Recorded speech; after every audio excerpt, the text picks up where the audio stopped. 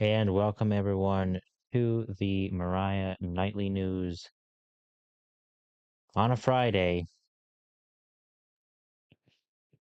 late night due to time constraints and whatnot, but here we are. From the nation to Moriah, here are the top stories for this evening. On our national level, the war in Iran and the ceasefire continues to teeter back and forth between tentative peace and outright conflict. There were, of course, not in my notes. You make plans and God laughs. But there were some defensive strikes that were not considered, of course, um, provocations of the ceasefire.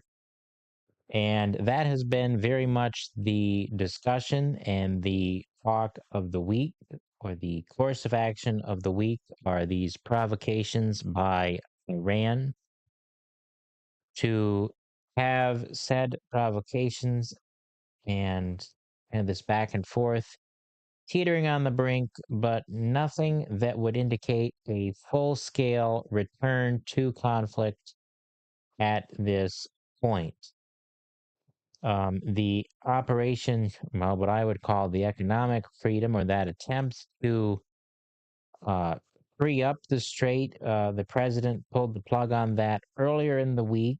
And as a result of that, that brought optimism into the stock markets and into the oil markets, as the oil markets went down below $100 a barrel on Wednesday. So that was interesting to note that the markets are, as we had noted earlier in the week, managing to weather the crisis and pull through. So, how this will all pan out, we will continue to watch. But it is the case that the markets remain strong, AI being, of course, a large part of that as well. So, interestingly enough, the debate over gas prices here at home continues to wage on. With somewhat close to home, New Hampshire Governor Chris Sununu warned Trump of the fallout.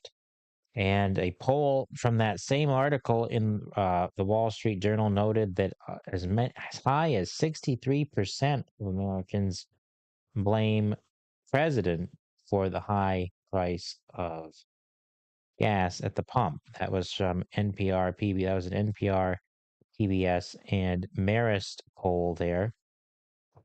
Um, Makes you wonder who they poll for those. 8 out of 10 Americans say that puts a financial strain on them. And again, the optimism at the end of the week. But you wonder how much the media really influences that as well. But interestingly enough, to note that Sununu, of course, calling for this or warning for this economic fallout there, what he's trying to do politically there, of course, with the Democratic side heating up for the midterms, who knows? There was so basically with those peace talks that, of course, Pakistan being the chief negotiator there, as it has been, there's a 14-point memorandum that seems to be the framework at this point for a long-term peace negotiation. And so we'll see there. Russia had its largest bombardment of the Ukraine in quite a long time before the ceasefire, which would have taken place today for the commemoration of the end of the Second World War. And interestingly, to note that Marco Rubio was in the Vatican this week to visit Pope Leo and to smooth over the tensions there that have erupted. I did think it was interesting the president's remarks that Hope Leo did not care if Iran got a nuclear weapon. Something to that effect. Interesting rhetoric there from the president, but of course, it's been well established my point on that. I am largely brushing through the national headlines for the reason that there is a good deal of information to cover tonight on the local front. And for us, that is probably not a bad thing because that is where we have our base and viewpoints of interest for those who live in this region. On Wednesday, we had that report about the BESS systems that are being proposed down in Ticonderoga. And so, with the Times of Ty coming out today, we have more information on that to follow up on Wednesday's reporting. See, I'm terrible. I don't get my notes out here. I don't get my notes in order before I start, and it screws me up. It's because they were Wednesday's notes. So there was a lithium, of course, remember on Wednesday, we said it was a lithium battery storage unit, the BESS unit, and largely what we saw tonight in the Times of Ty was reiterated because what we got from our Ticonderoga correspondent there on Wednesday came directly from the Sun's website and now is in print form on paper. But I did want to give the address for that on air for the folks up this way in Moriah or West. I would encourage anybody from the region to go. Even if you're up in Westport or up north higher, go to the meeting because it really concerns everyone. Because according to that article, this is a New York State initiative targeting Adirondack communities. Or it's not targeting directly. It didn't state that directly, but I should clarify that. But it is these types of programs target rural communities and the Adirondacks because of our rural nature. I guess no pun intended there. Our rural way of life, you might say. We are a prime target for these projects. I'm sure that there are many other parts of New York State as well that would be literally on the chopping block because that's what this is designed to do. It is to literally pillage the land here. And I don't want to say the word that typically goes along with that on the air, but that is really what that is doing to the land. It is destroying the land in a very visceral, real, raw way. It is destroying it and making it unusable for anyone in the future, especially if one of those fires breaks out. And those solar panels being out in the community this week for some of the community events that have been going on, managing to get some information on how those solar panels work that we see all over Ticonderoga. Moriah has them as well. That when that infrastructure goes into the ground up to 10 feet to get that into the ground, and there's no way that after that is out of there, say in a generation when somebody wants to farm that land again, that you're going to be able to use it. And we here in the Adirondacks do not get that power. It goes to Canada. Of course, I said New York City just as an example, but I believe where it goes here is it goes to the Canadian grid being so close. So this meeting on the lithium station is going to take place at 6 p.m. on the 14th at the Ticonderoga Community Building at 132 Montcalm Street So that's the address to put it in your GPS for those of you like me who don't exactly know where that is. But so what it is designed to do is absorb excess power on the grid or from the grid, and it sits into these the storage station, sits in these batteries for when it's at its low point. And Jim O'Brien noted in the article that if it runs according to its design, it would help. And nothing in this, and I'd like to point out, nothing in this fallen, broken world of ours ever runs according to design, and especially all of this renewable energy infrastructure that we have seen crop up in the last few years. So that's all I'm going to say on that for now, because I could be here all night talking about that, and I don't want to take up all of your time. So on a more positive note, because we could use the prayer. Last night in Ticonderoga was the National Day of Prayer event that we had advertised here on the Moriah channel and the Moriah Nightly News off and on for the last couple of weeks. That was a good event down there. The whole nation was lifted up in prayer, and believe it or not, I have some footage from that I am going to try to pull up here, assuming that everything will work according to plan. Remember how I said if everything works in a perfect world, production works the same way. So this would be that footage from last night, the beginning, I'm going to say 30 seconds of what took place last night in Ticonderoga for the National Day of Prayer. Everybody. Good evening. And welcome to the 2026 National Day of Prayer. Amen. Today, all over the USA, we rejoice in the Lord our God for who He is, for what He has done for His people, and for His promise of hope upon His glorious return.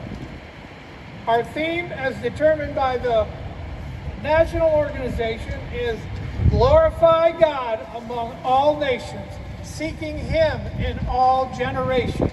That's a very good theme. And in conjunction with the Day of Prayer, we celebrate America's 250th anniversary as a sovereign nation. Well, it came through on the video side. Did not come through on the audio. Well, it would have come through on the audio side if I had figured that out. See, I told you. You make plans, and that's. I guess we just have to roll with that. So I even I did not hear what was played there from that event because it was not in my headphones either. Well, you just learn to go with it. You learn to go with it. Okay, so with that being said, uh, that was the National Day of Prayer. So they had a good time there. We had a good time down there last night, and there were a lot of things that were prayed for and covered. That's this slider right here. Yep, I think that's the slider that I wanted for that. Okay, sorry about that. So every area that you could imagine for our country was prayed for. Even us here in the media, we got prayer too. The government, church, families, marriage and family, businesses, the economy, the military, police, and the armed forces. All of that was prayed over with that last night. And again, I do apologize for that technical difficulty because if you were listening to that on Apple Podcasts, you just did not hear that. So,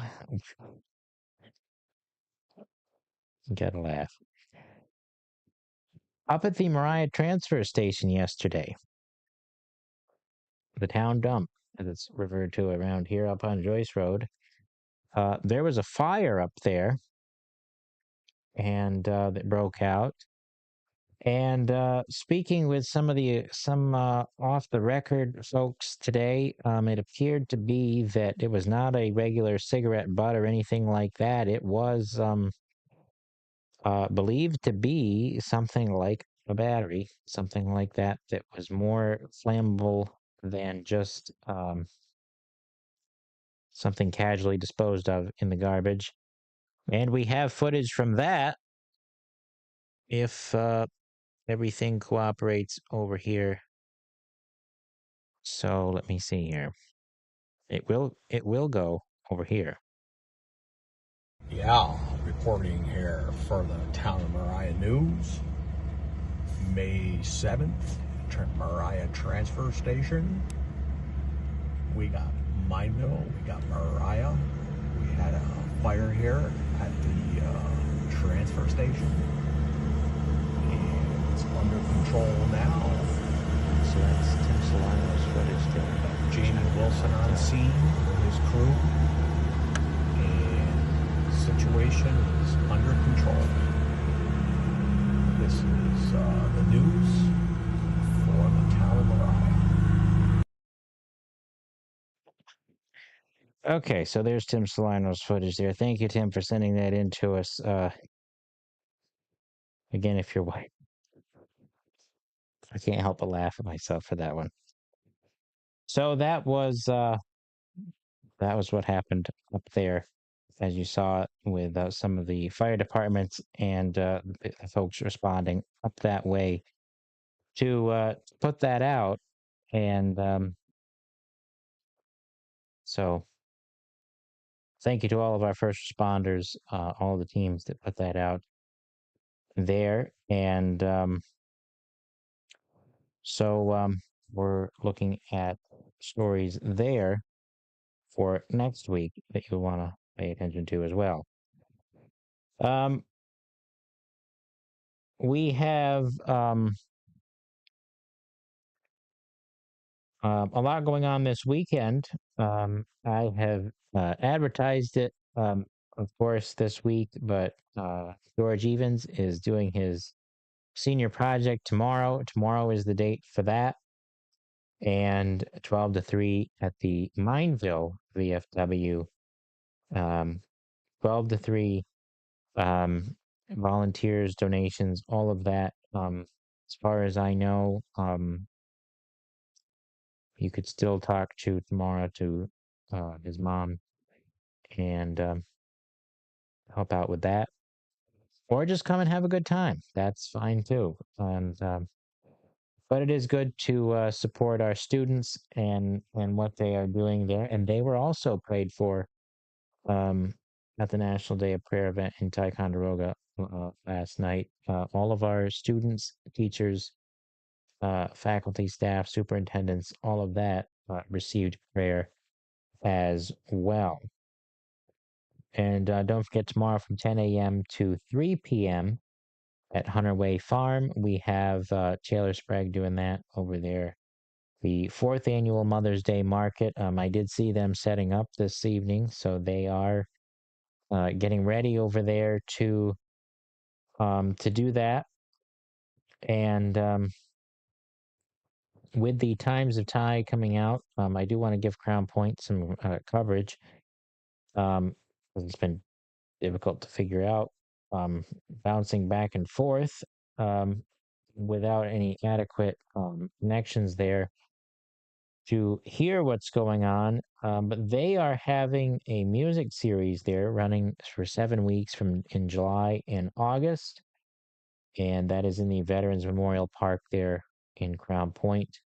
And the Regional Office of Sustainable Tourism funds that event. And it looks like a good good variety of music there to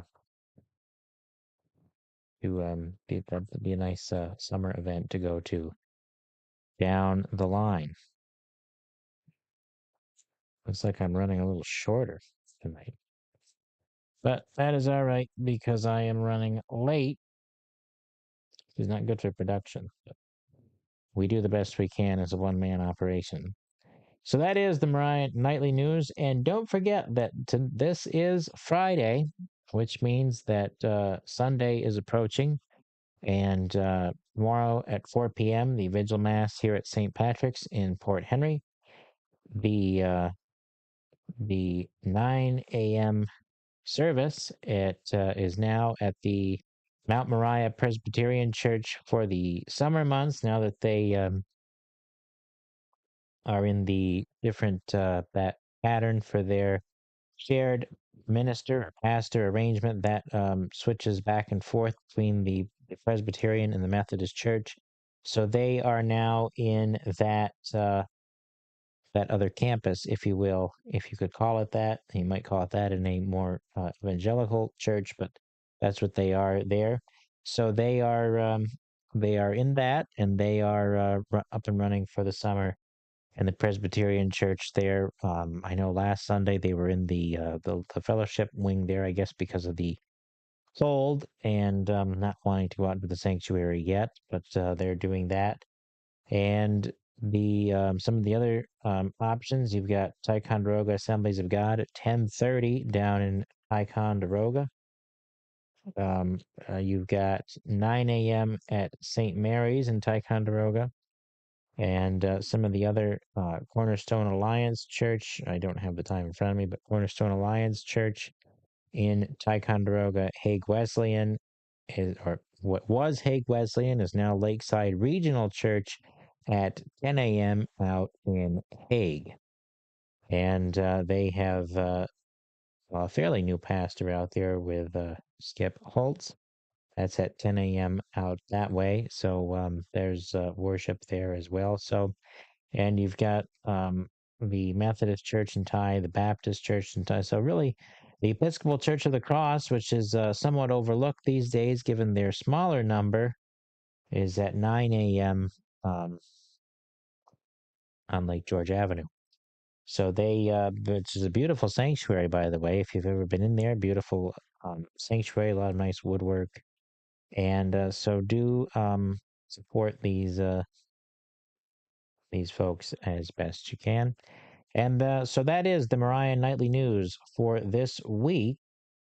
And be sure to like, subscribe, share us on Facebook, social media, YouTube, TikTok, wherever you watch us. Nice.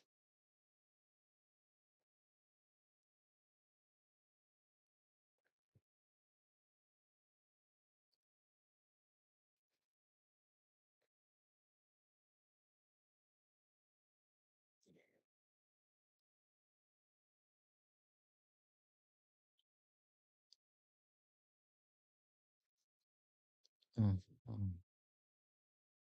Oh, the stream worked. I know the stream worked.